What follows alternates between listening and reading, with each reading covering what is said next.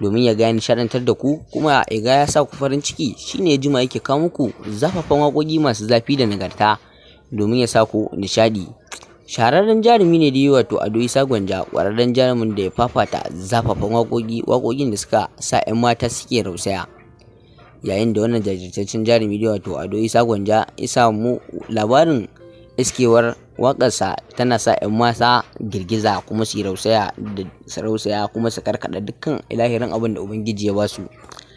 Mai sauraro kada ka sha'afa kuma ka shagala ka manta idan wannan ne farkon zuwanka wannan channel mai albarka, ka danna mana subscribing, ka danna mana alamar ƙararrawa domin samun sababbin shirye-shiryen mu da zarar na ɗora masu zafin gaske. Idan ka kasance bako kenan, idan kuma ka kasance dan gida, ka danna mana like domin hakan yana ba mu ƙwarin gwiwa ci gaba da kawo muku zafafan waƙoƙi masu zafi da nagarta. Domin wannan shahararren haziƙin jarumi wato Ado Isa Gwanja ta faskara a cikin duniya baki ɗaya, yayin da yake leƙawa ƙasashen ƙetare kamar su Kamaru da Chadi, Nijar, yayin da yake fafata musu waƙoƙin biki ko suna suke fafata shoshele wasu yadda suka ga dama.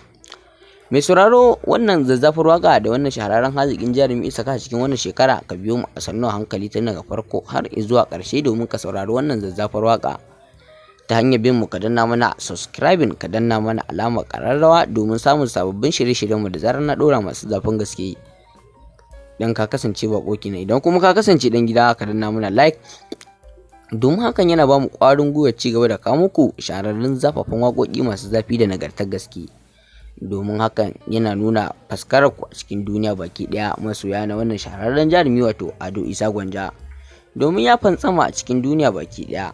Haziƙin jarumin nan naku dai wato Ado Isa Gwanja jarumin gaske ne, jajirtacce ne kuma haziƙin gaske, namijin mazaje ga garba dawo, wanda ya jima ana kiran shi da haziki kuma fasihi jajirtacce wato Ado Isa Gwanja.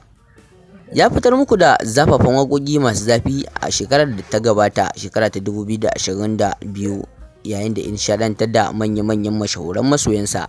Yayin da ya takarkare cije kuma cikin wannan shekara ta 2023 ya tsaya tsayin daka domin ya ga yanar shaɗantar da ku da zafafan waƙoƙi masu zafi da nagartar gaske. Ku biyo mu to a sannu a hankali a cikin wannan channel ta mai albarka kuma mai alfarma domin na ga kun nishaɗantu da zazzafar waƙar da wannan shahararren jarumi dai wato Ado Isa Gwanja isaka. Waƙa ce masu zafin gaske, masu nagarta, masu nishaɗantarwa. Ta hanyar bin mu, ku danna mana subscribing, ku danna mana alamar ƙararrawa domin samun sababbin shirye-shiryen mu da zarar na ɗora masu zafin gaske. Idan ka kasance bako kenan, idan kuma ka kasance dan gida, ka danna mana like domin hakan yana bani ƙwarin gwiwar ci gaba da kawo muku zafafan